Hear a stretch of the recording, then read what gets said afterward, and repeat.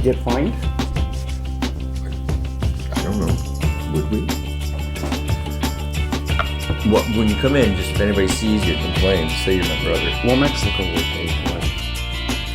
Yeah, isn't that Dip funny? fine. I was just thinking the Mexican government, they should have told their people that because of this coronavirus, we're going to have the states build a wall. And they're going to pay for it. Because that's what's happened in essence. Who knew healthcare could be so complicated? Who knew? So, if I don't know. Anyways, welcome to episode 14. We got 13 out of the way. I don't know. On our continuing journey of everything Byronic. And this one is a continuation of The Alien, the Rabbit, and the Monkey. Now, we're going to listen to a couple more songs today, but to precede that, Byron today has been gracious enough to bring over his Alien, the Rabbit, and the Monkey diary that we'll just probably reference to here and there. But nonetheless, what I also wanted to just introduce before we start talking about the music and the freak show is the other little part of the freak show is going on here. John ran the studio. He and Byron were intensely involved in this album. And then somewhere along the journey, I'm going to let Byron take it soon, there was another person that was hired at the studio that became hugely involved in Byron's world and this whole freak show. So can you ask or tell us? Are we doing that today? Is this what we're doing today? Oh, I don't care if you want to do it another day. That's fine. But I gave it a big intro. I'll have to just fast forward. No, I don't want to pull the rug out from your wonderful intro. No, I'm just going to quickly say, and I will get back to that. Yes, this was a great find. This was just sort of. It's wonderful too. When I look at it, I got everybody to sign this book. It's kind of like a yearbook or whatever like that. But there was a lot of time spent. I did this album with John, and there was a lot of time spent at the desk or on the couch watching the other person at the desk. And by the desk, I mean at the mixing board. And so I would usually spend a couple hours in the studio and put stuff together, and then at some point John would sort of sit at the desk, take over, and just start massaging the sounds and stuff like that, EQs, and trying different things and maybe different perspectives that I didn't try. So from my viewpoint, I'd be sitting on the back couch and basically looking at the back of John's head. And this would go on for hours at a time, especially if you get really indulged in a certain part that you're working on or stuff like that, or you're trying different things out. So yeah, you spend a couple hours at a time. So I thought it would be a good idea when I started this album would be just to sort of write down what I did every day in the studio, what I recorded and stuff like that. Who knew that it would be decades and decades? Who knew that healthcare could be so complicated?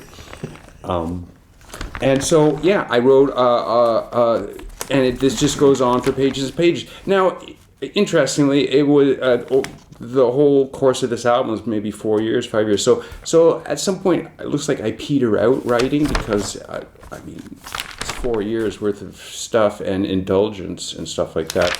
And then I finally get to the very end. But you can, Steve and I were just talking about it. I was reading a couple of phrases from it. For instance, October 31st, which is, so this is the end of the album. I'm obviously trying to get the album done, finished with. 4 years. 4 years or something like that, sure. And so this is my, what I put in for Halloween, October 31st. Halloween is here, and so it might be the year 1998. I'm thinking maybe Halloween is here. The scariest thing I can think of is going on as my album. Scary. General confusion mounts as to ever more shades of vanilla to an already tasteless piece of ear candy. So obviously there's, you could tell just sort of reading between the lines, there's a bit of frustration involved. November the 5th, so this would be 6 days later. The studio is booked. ADAT's gone, so those are the machines that we were using, or I was allowed to use, a phantasmagoria of lack of machines to help me finish up in Norwegian, slowly but surely. So yeah, I'm trying to get stuff done, and woe is me, I don't have all the ADATs that I require and stuff like that. If I remember, because it's very sketchy for me, near the end of this thing, well, obviously because of what you're writing, it did kind of frizzle out, right? Like things were kind of unraveling on a personal level, but on the interpersonal relationships. Yeah, things were going up. People's priorities were shifting toward the end. There was an ending in sight, and but other things were going on and stuff like that, which was, I think, only natural. I mean, Well, life gets in the way of art. Life gets in the way of art and stuff like that. I was always just said, I always wanted to get it done. I always knew that at some point you can sort of hear it in writing. But it sounds like, was it around then when John was getting the place on Liverpool Court together, where gear was being moved back and forth? How come there was gear available and not available? I remember that being some issue. Well, I think there was a slow transition. I know John sort of. I still think he was sort of in the game back then. But I mean, well, whatever. I don't know. I don't know. So perhaps there might not have been as many ADATs in the thing, because the technology of ADATs was that John was lucky enough to. I don't know how he finagled this thing, but he was always going to Steve's. He was always, wow, that's a beautiful T-shirt. Yeah. But we were having problems with ADATs, and there was many generation of ADATs over the 4 years that I was recording this album. And so Lisa's kept coming, that was the company that made ADATs, kept coming out with different versions of their machine. But it seemed as the years went on, they were doing these versions, the machines just were falling apart a lot quicker. And we were also using four or five machines at a time that were trying to sync up, come back, sync up. It's not like you were just like running one ADAT by itself and stuff like that. So we were asking a lot of the machinery of the time, because I was doing a lot of moving things around, stuff like that. So your track counts on these are what, in like over 24? I think 32? I think there were times that it was over 32. I think we were running maybe 5 ADATs at the same time. But I think we realized it was a lot easier to run 3 ADATs than it was to run synchronized 5 ADATs. Not all the machines were talking to each other. Not all the machines were on the same page. Like a lot of the time, you were all constantly like rebooting stuff up. So the less machines that you had going meant sort of the less possible shenanigans you would have. People in the future. Technology-wise and stuff like that. We recorded instruments on the ADAT, which had 8 tracks apiece, and only your MIDI information was recorded on the digital audio workstation at the time, instead of everything just going right to hard disk. Yeah, so I can see lack of ADATs might just be a situation where they all blew up and John was in the middle. John was always really good about going to Steve's, and like we'd have problems with ADATs, and next day he'd have all brand new ADATs in his studio, and they'd be like the next generation ADATs, and you're like, what the hell? Like, where did all those come from and stuff like that? So he was constantly updating and moving ADATs around. So there was, but there was a sense of getting, and toward the end of this album, there were many interns that came by, people that came from music colleges and stuff like that. Obviously, John was running a big studio in Ottawa, so a lot of people came by looking for internships, looking to. The life of a studio is not only doing music, and people love to do music, and especially rock albums, but a lot of other parts of the studio are done for commercial purposes. Like, for instance, John was heavily involved doing tax guides where they would be reading and stuff like that. And there's other ancillary things that studios do as well. So there's a lot of interns and stuff like that. So there was a lot of girls coming in the studio, younger girls and stuff like that, which was an issue in itself, especially for a guy, especially for John.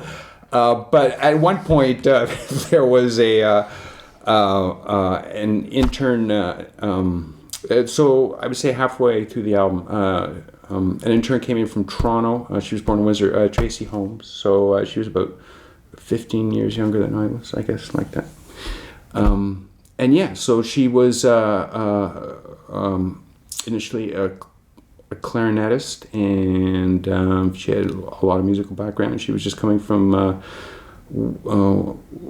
music college in Toronto, which I forget the name of. Trepis or Fanshawe was a little north of Toronto. Yeah, and that was about the time too. I was finishing. I was just coming towards sort of the end of this album. I spent a lot of 3 years pretty consistently in the studio and stuff like that. So and I was pretty good about just sort of doing my music and not getting involved. I sort of know the you can only spend so much time, right? So I was just happy doing my album and stuff like that. But toward the end, I seemed to have more time on my hands than I was. She was a pretty girl, so Tracy and I toward the end and stuff like that. She took part helping mix my album, and it was a fun time for sure. So he's saying that eventually he and Tracy started a more intimate relationship, and you lived together for a short while, didn't you? Yeah, we did. I think about 5 years we lived together and stuff like that. So that was probably my longest relationship. But it was. I didn't know it was that long. That's. It was a fun time. So just selfishly, I want to know. So when she started working there, with you on your project, how long did it take before you two became an item?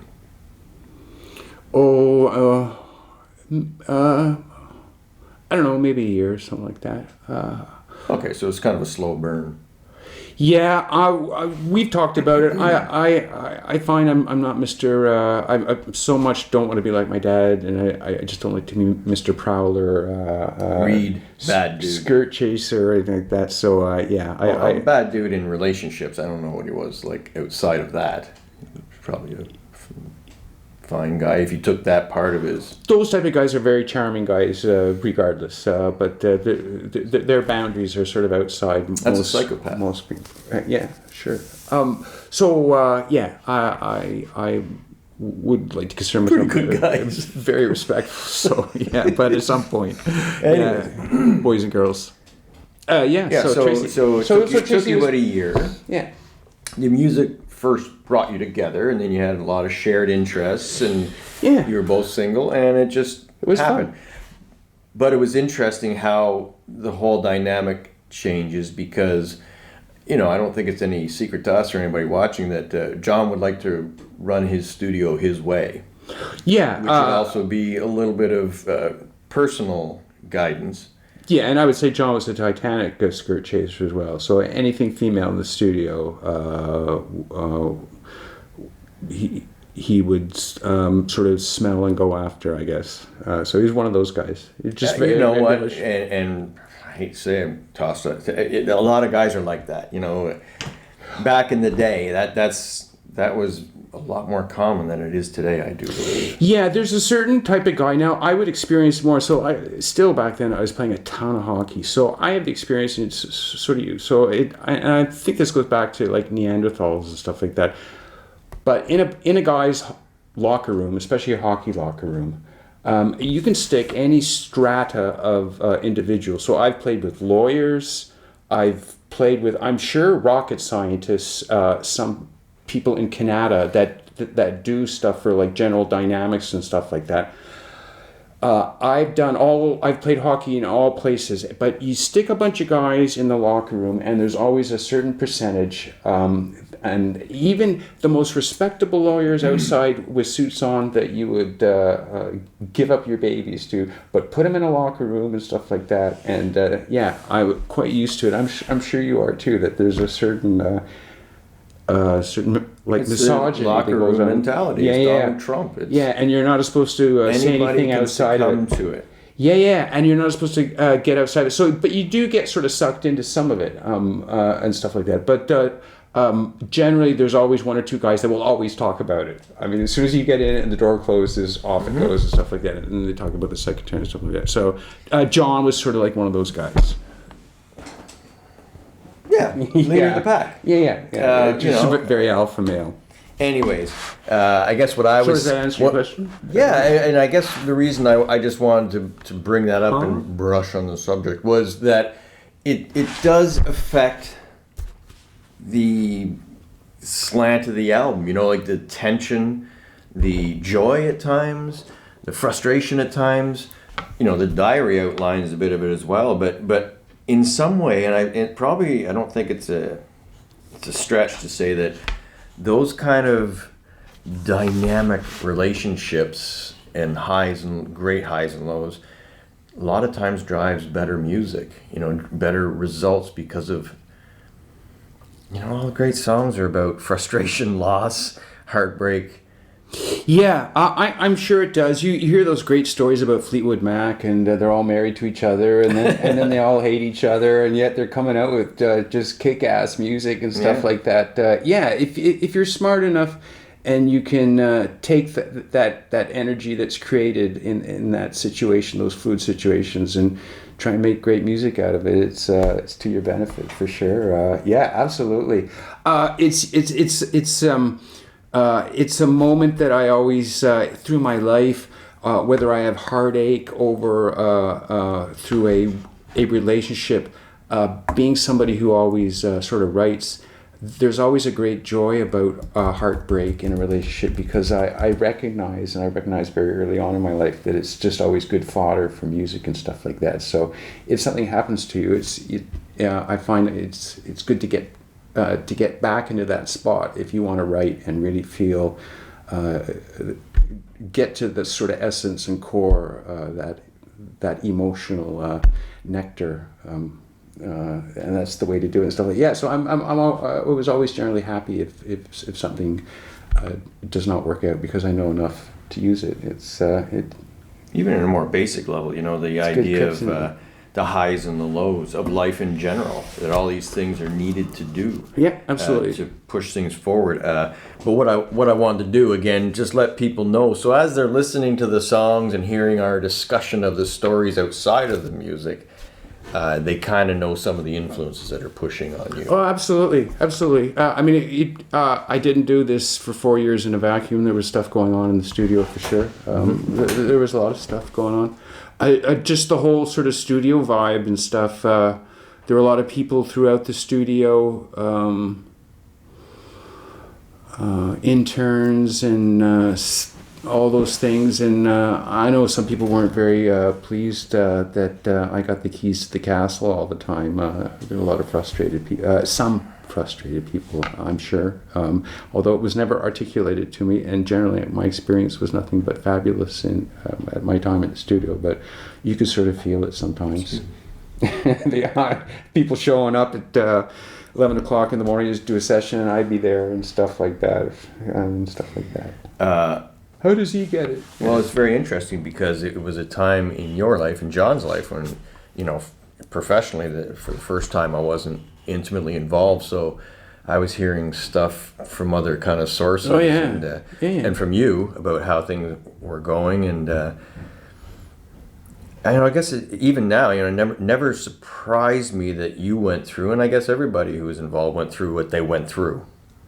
But to me, it was always funny that, you know, just that I love your music, that I always saw that as the great kind of equalizer, because, you know, it was a fear of missing out before we had FOMO, you know. Well, that was sort of the underlying pressure. I knew that as long as I was writing what I thought were entertaining songs to John, that was my ticket to just sort of keep doing it and stuff like that. But I gotta believe that your sole intent was it had to get out. Well, at some point, yeah. Well, there was a moment, we've talked about it, but I guess we'll say that for another show. There was certainly a moment that I said, okay, well, there is going to be an ending to this point of this story. But I was going to say, but I never really experienced anybody's Sturm und Drang, because I was pretty cloistered. I was pretty well, I had the keys. I'd go into Studio B, lock the door. That was it. Nobody could hear me. I'd go out and go get coffee, come back in. Same thing with Studio A. If I was lucky enough to be able to use it, I'd use it. But I really was involved in listening to all that other stuff. So I was very lucky. I was very lucky, and that stuff I heard, I knew I was there to do my music, so that's the attitude. I didn't let it bother me if there was any Sturm und Drang. So. And through this time for you, I was getting married to Kristen. We were having a baby. I was moving along with the company Healy Disc Manufacturing. We did CDs and DVDs for bands and record labels across North America, being Canadian and enjoying the huge dollar disadvantage for the States. And we had free trade, no tax to American clients. We were just doing crazy business. So that's what I was doing in these 4 years of his thing. And then we would talk. And you had the studio upstairs, eh? It was Healy Disc downstairs, Healy Disc right. Manufacturing. Originally it was in a different manufacturing bay altogether, but at the main time we had Healy Disc downstairs, on top of Distortion Recording Studios in the bottom. That's where Alanis Morissette started. Sal's Birdland, 1-to-1 maybe people would recognize if they're really old and into disco music. Anyways, let's continue on with Byron stuff, and I'm suggesting we listen to the next song. Don't know what it is. I look forward to it, and I haven't heard it in 20 years or 25 years. Okay, I should have it all lined up here. Who knows? Who knows? It'll work out, I'm sure. Everything's worked out so far today, so it's all good. Because it's not episode 13. We got lots to talk about on this one.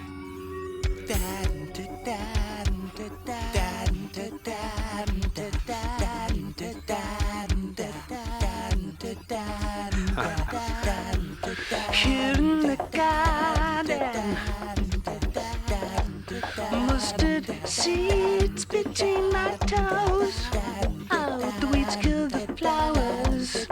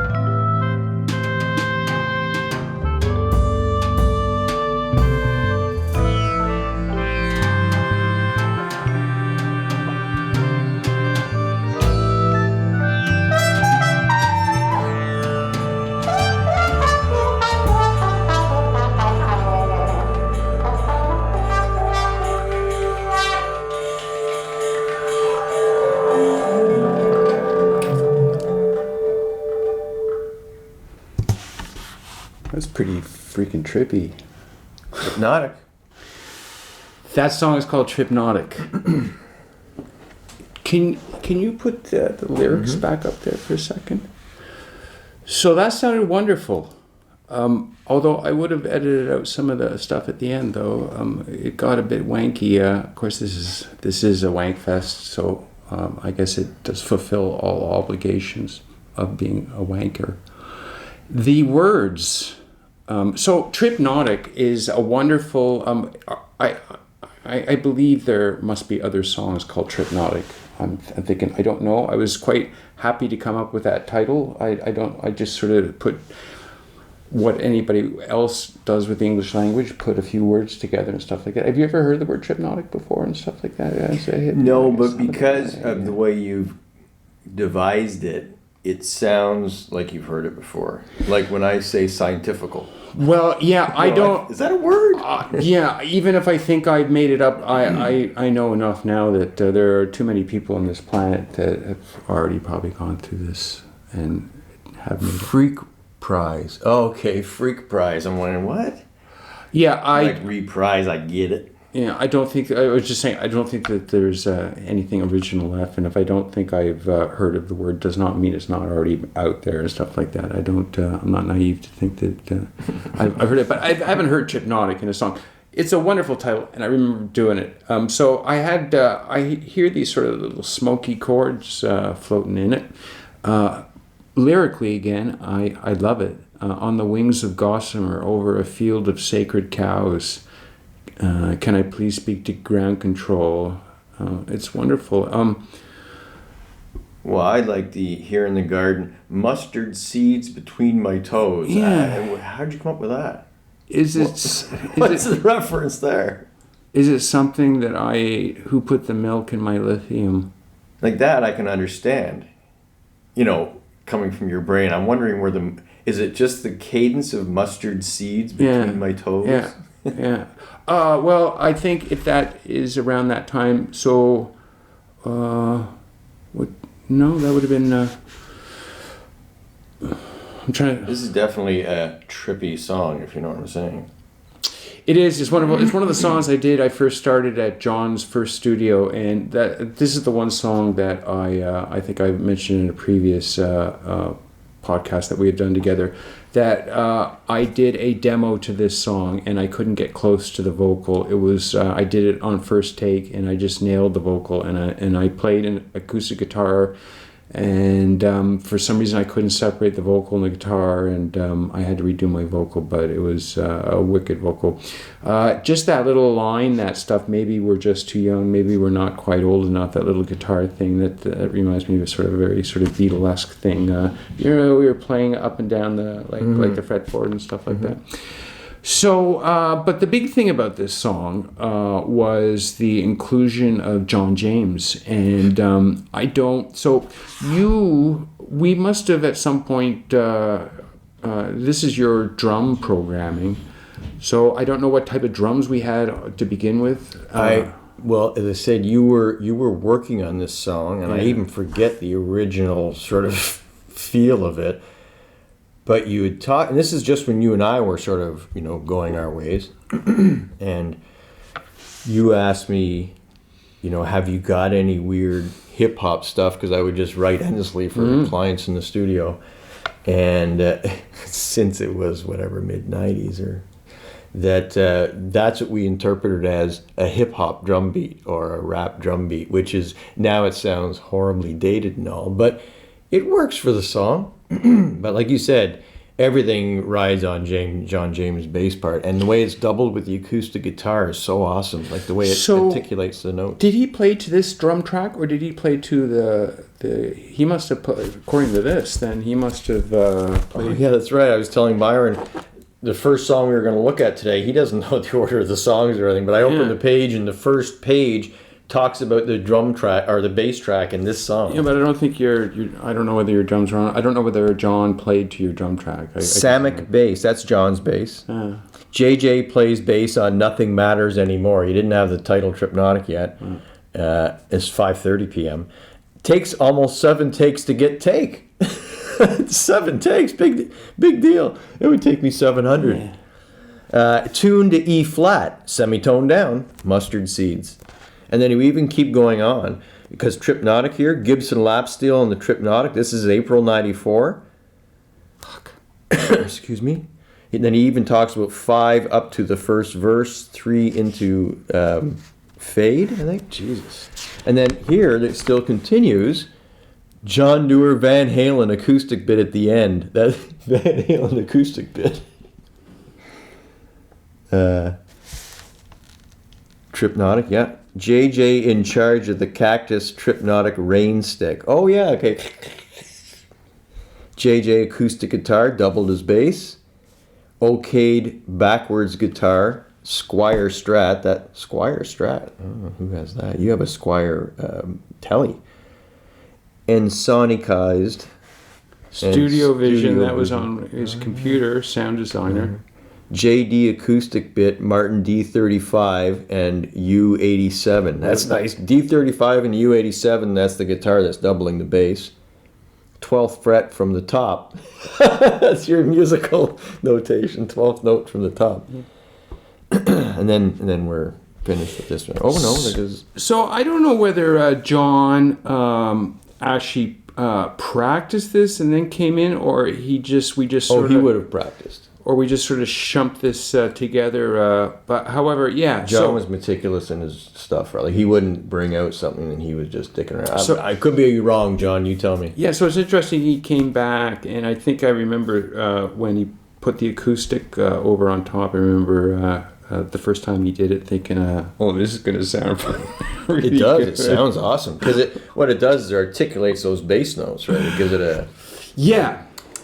So I would have liked to taken a few. It gets a bit heavy. However, so there's a horn section on there. Once again, the Jive Wires. Shout out at the Jive Wires. They are awesome. Their feel, and like I was talking about Bob with the way he plays like Ringo, the perfect thing for the song. These guys are really good. I don't know who's charting their stuff, but it's really good. Yeah. It's interesting listening to having a live horn section on this stuff. I think if I was doing this album 10 years later, it would have been sampled horn sections or something like that. Like horns. It's cool that there's sort of live players and stuff like that. Yeah, exactly. And of course, then we go down to the next thing, the ridiculous Nile Rodgers meets I don't know who frenetic rhythm guitar, Ace again.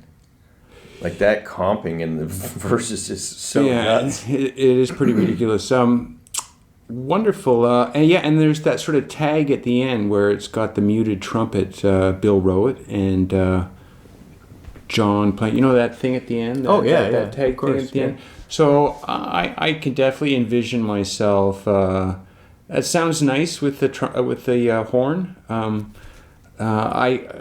Again, that reminds me of the studio. That would be something John would mix with the lights down and a candle and just that. Because the sound that John would get in the studio itself, as you can imagine, being in a sound room like Studio A, when he's got it up nice and loud with the speakers and stuff like that, it sounds like $1 million for sure in the studio. It just sounds very nice at the end. I don't understand it, but it sounds wonderful. It is definitely a Tripnotic effort, and I love it because the one thing I love about this album is the diversity. Yeah, who does this? Like I'm listening to it, just I can again, so I can pick apart things that I don't like about this, and without, but I do revel in my craziness. It's just fun to listen to somebody, as you said, just sort of have the keys to the studio and just sort of make the thing that they wanted to make and not have anybody sort of tell you anything. And it's just sort of wonderful, the craziness of it. And I do like revel in my sort of craziness. I think it's this just really just stood out to me. My gosh, I didn't expect to hear a song like that. Well, I guess in the fact that I listen to this album still enough, not to be surprised by anything I'm hearing.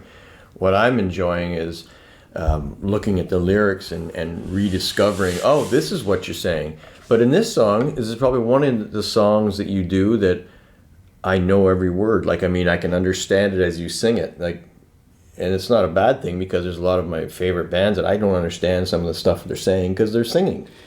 But in this one, I can hear every word. Well, it's interesting. You've probably heard this album more than I have, and it's interesting just sort of bookend how we started this. So, like, when I finished this album, just sort of I spent like 4 years on it and stuff like that. It's a long time to spend on the same sort of. There was another album probably sitting in the can that I could have probably released. There was a lot of music done. So, but I couldn't enjoy the album when I finished it. There was just too much. I spent too much time on it. There was just too much of a patina that had sort of set on top of it. Too much of a personal sacrifice to the entire thing. And it was almost like you just wanted to sort of brush your hands and just sort of move on to the next phase of my life. And the next phase of my life was actually moving in with Tracy. So, like, that was a big moment for me. I never lived with anybody. So just again, quickly, sorry, go through a chronological. So you started you left me, when we left each other's company. You went on to see John and started this album. Tracy came on to work at the studio about halfway through this. Yeah. So 2 years into that. So it takes you a year to start to go out. So that's another year in. So you got one more year. When did you get sick? Like, when did you discover you had cancer? How far into this? No, that's way later. It was after the album. Yeah, it was 2008 when I had cancer. Oh my God, that's how quickly I forget. Yeah. But I do that, Kristen says, remember this thing? And I'll say, yeah, that was like 3 years ago. She was, that was 12 years ago. Yeah. No, it is. It's good. Okay. It's fine. Anyway, so that straightens that out. I guess for me only. Yeah. Yeah, because I'm going, anyways. So, why don't we take a break? Take a break. And we'll move along.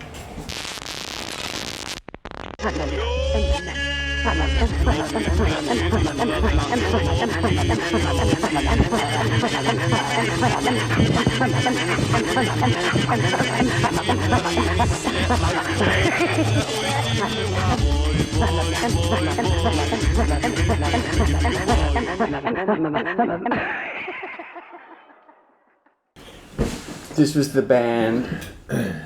These are the members of the band that played on the Alien, the Rabbit, and the Monkey. I'll probably put the names on them when I edit this. That's John. Which one's... That's John. That's me. That's Derek. Flavio. So this is what it's come to.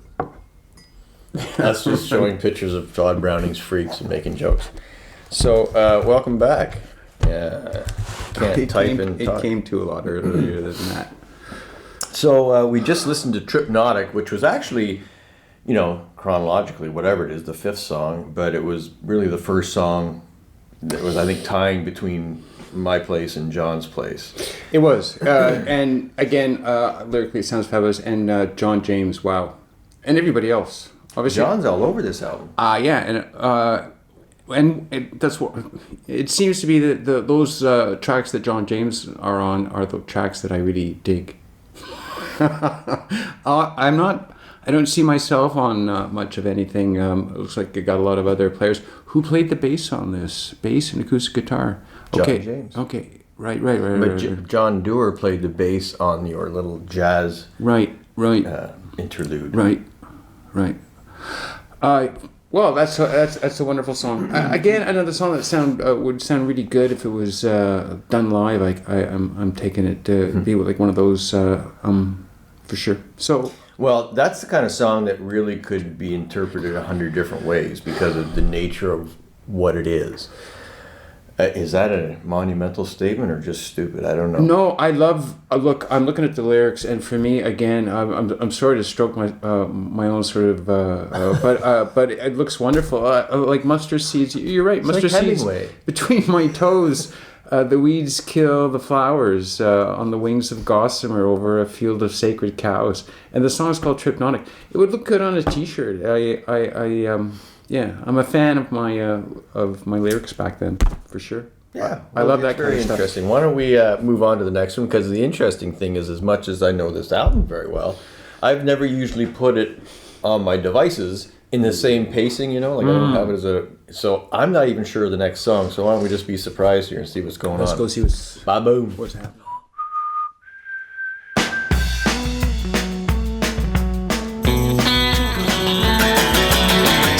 Bells, Christmas cheer, where's it all gone?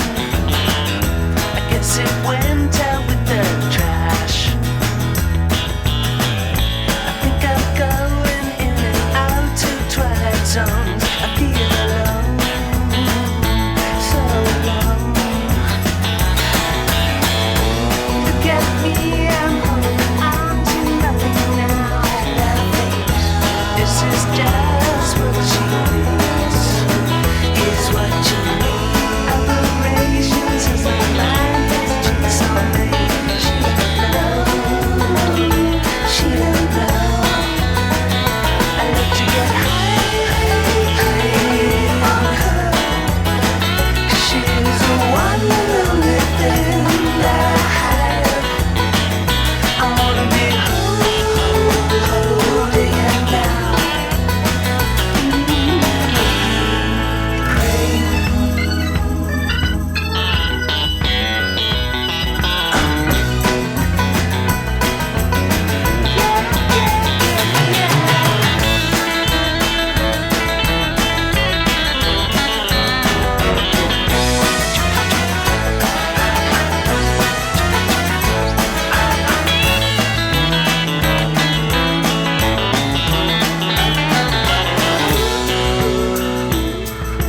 Jingle bells, Christmas cheer, where's it all gone? I guess it went out with the trash. I got going in and out of Twilight Zone. I feel alone, so alone. I love to get high on her. 'Cause she's the one and only thing that I have. I wanna be holding her now.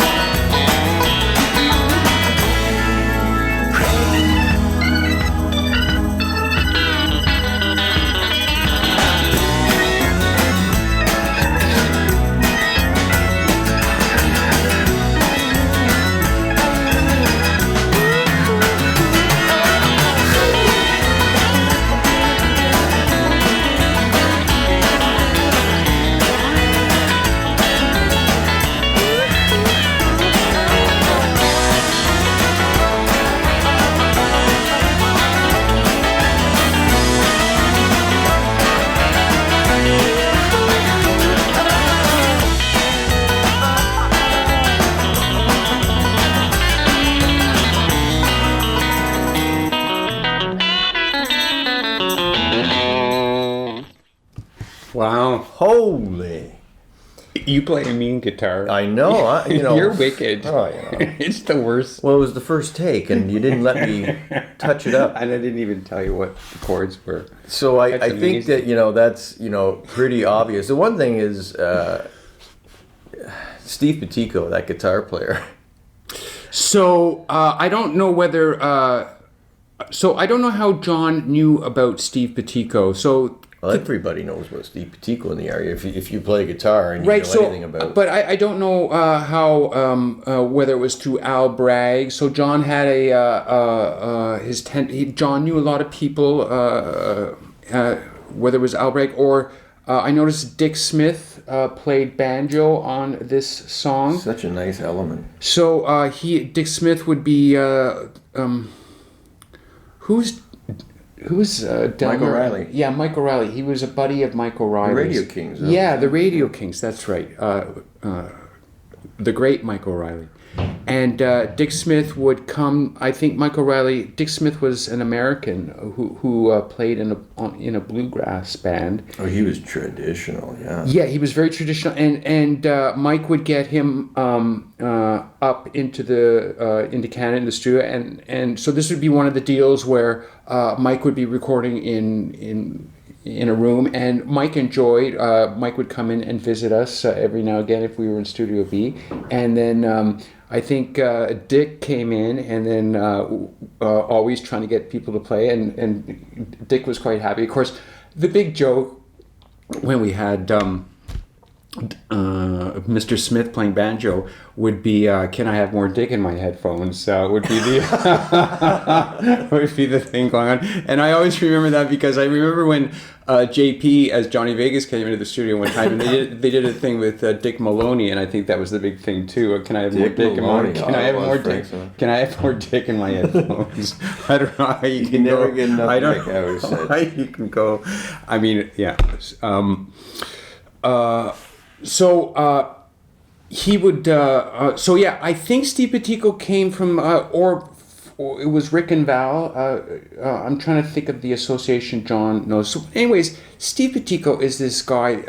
Eventually, we got him in to play on this song, and I remember John saying he's really good. Steve Petico lives where in South Mountain. Okay, South Mountain. Well, he did. That, yeah. But so there's this sort of great sort of amount of sort of country players that Ottawa Valley, Ottawa Valley, and really all good these guys players. are just great because whether it's the Schreier family, play the violin, Fiddle playing triplets. yeah, all that stuff. Yeah, so there's a lot of great players out there. So you always hear about Steve Petico. And so one day we finally got Steve Petico to come in, and I don't know where else he had played on John's album, but Steve was a super nice guy. But John had told me he had played in Nashville and stuff like that. So Steve was in Studio B, and I always remember he came in, and so there's a point in time where after you say hi to the people that they start plugging in their guitars and stuff like that.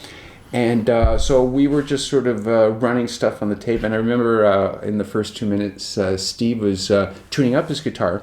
And Steve starts playing, he's got some track in his headphones, but he starts playing along. But he's basically changing the notes by changing the tuning of his on his heads. And I couldn't really sort of understand like what he was doing, but it all sounded really cool to me. And then, and then we just sort of let him go for 15 or 20 minutes. And after we picked our jaws up off the ground, he's got the Hybrid picking. Just ridiculous. Almost too ridiculous. Almost too good for this song and stuff like that. If you can utilize your pick and the rest of your fingers and the way some of these guys can hybrid pick, you can hear the runs in that last song, and I can tell that for him, those are kind of throwaway lines, and he's probably saying, "Can I do it again?" And you're saying, "Oh, that's good enough. I've got everything I need." Yeah, that's like the Steely Dan guys, like Elliot Randall and stuff like that.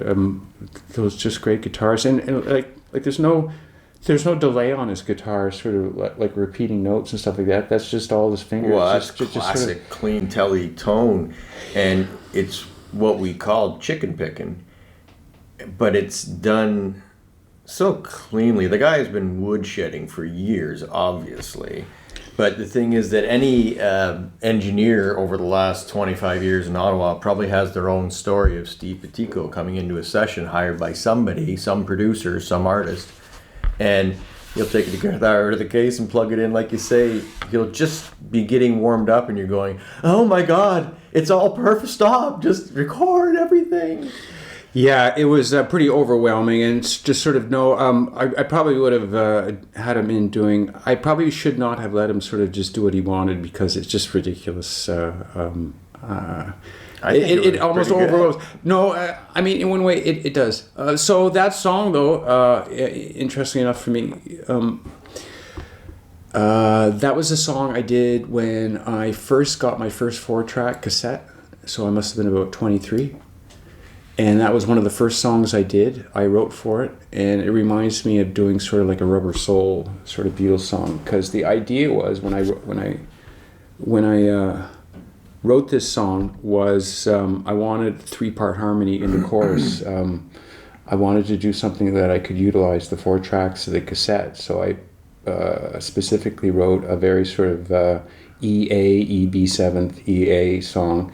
And in the chorus, I love to get and there's two other notes that build up to make the chord and stuff like that. So yeah, I remember that was probably one of the first songs I wrote when I got a 4-track. So, I guess an obvious question is, did you write this around Christmas? Probably. There's no doubt it was written around Christmas. Where has it all gone? Right away, you go into the Byronic shiv. Jingle bells, Christmas cheer. Where is it all gone? Yeah. I guess it went out with the trash. Yeah. Happy times again. Sure. I think so. Again, it's easier to write a sad song and be happy about it than it is to write to be sad and write a happy song. Read that second verse to me. Look at me, better. I'm holding on to nothing now. Is this just what she needs? Aberrations as my mind plays tricks on me. She don't know. She don't know. Yeah, that's obviously there's a bit of jealousy in there too. You think of this, like, again, it's interesting because as you're writing songs, you know, no matter what, your personal life is interacting with your artistic life. Like, are you already in a relationship here, you think, at this point? Or hard to say. It sounds like there's some jealousy going on. There was always... I mean, and you know, again, writers just have to throw out there to public what everybody feels, right? And it's just how you interpret it. Yeah, well, it definitely, from what we've talked about my earlier stuff where it didn't have any lyrics, it definitely sounds like I've been through a few things. So I was definitely around 23 or 24, and I'm definitely sort of writing now from, I'm actually writing about myself. I don't know who that was about or specifically, but it sounds like a loss, a song of a loss. But I definitely do remember hearing that was my first 4-track song, and it definitely because of the chorus. I wanted something to do with harmonies and stuff like that. And I remember doing it on my 4-track and just about having kittens for the next 3 weeks, listening to it on my headphones, thinking this is wonderful to be able to do this. Excuse me, unlike some writers, I would just like, I think what I'm getting is, from knowing you the way I do, like you said, when you hit that chorus and you had that thing with the vocals, the point of the chorus should be more to describe your musical landscape than it is worrying about a lyrical content that describes a particular part in your life. Those words happen to fit the requirement. And yeah, it kind of has something to do with me, but listen to the way it sounds. That's kind of more your impetus and stuff for me. Yeah, I think there's a certain coyness to it. I'm not I'm sort of hinting at things, but yeah. I'm not saying anything like you wouldn't lie to get a cadence through. No, definitely. But it does sound like I'm at a loss for something. But if you're asking me specifically, I can't sort of pinpoint. I was 23. I was a young lad. So would you say that only because the album is so varied, this is the country element of the album? I'm just taking it right down to basics here. I recognize that I wanted to bring that song out of the wilderness because I always enjoyed it the first time I did it, and it was one of those songs that I thought I should put on an album just because it was so. Just because the songs I was writing up to that point, there was a lot of crazy stuff musically going on, so I thought it'd be good to just sort of do a more traditional type of song. I consider this a more traditional type of song. It's just sort of a 3-chord. Right, and I'm just wondering, because when you would have brought Steve Bitico in and the banjo, like, now I know that also John would probably tend to lean to the countryish side of instrumentation on bits, because, you know, I always say it, and I think a lot of us agree that some of the best players are country players. Mm-hmm. But John had a special affinity for them. And I guess I'm just looking at, was the impetus right off the start of the song's creation to make it in that vein, and those guys were coming in, or was it like, I'm laying down a bed track and, you know, really, if you get 2 or 3 strong players in a vein, they can influence the whole song to that? Because I almost hear, there's no middle 8 in this, right? It's that musical boom, that, bang, boom, bang. That's almost more I think what you would have envisioned for the song, more of a circus type. For sure, if I didn't have those lads on, it would have gone more of a circus. But for me, when the album was being done, it was the politics of it was the politics of being in the middle of what I was in. These guys would be around. They're fun guys to be in a room with. Yeah, of course. Their talent's undeniable. And their talent's undeniable. And to me, it's always been like a music room to me. I don't feel any sort of barriers or anything like that. I'm happy to throw in stuff. I remember there was always a famous MTV live performance with Björk she did in Europe. And her instrumentation was all esoteric instruments. She didn't have a regular instrument. But these guys were all good musicians, and so the bass player would maybe be playing like a bottle, like a rain stick. Yeah, or a rain stick and stuff like that. So yeah, I don't feel that I should stick to a certain palette. I like using sort of back then, even today, I like using trying on different colors and stuff like that. Yeah, it seemed like there was really a sort of base cast of creatures, and then you were offered things here and there. Yeah. And it was very interesting the way those things got sorted and slotted, you know?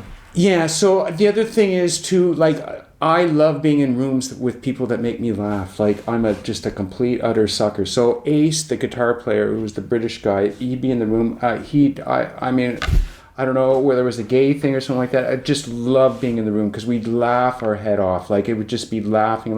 So the same thing with Dick Smith and Mike O'Reilly. These guys were incredibly funny guys, and they're just fun to be with. And yeah, they just make me laugh. And yeah, of course, you guys get in there and play something for me. I'm personally a sucker. Anytime you throw a banjo on something, I love it. Banjo is a great moving sort of instrument. Yeah, I think there's banjo on a few other tracks that I did. Yeah, I love the sound of banjo, and I love putting it against what you're not used to hearing. You know, you might consider this more of a rock album, and hearing sort of a banjo, it's a sound sort of thing that you're not sort of traditionally used to. It's an instrument, I think, as a producer, you can hide in so many songs, and the way it articulates those, like, you better be a good metered player if you're going to play a banjo, because that is, you know, there's no hiding that start time on the notes.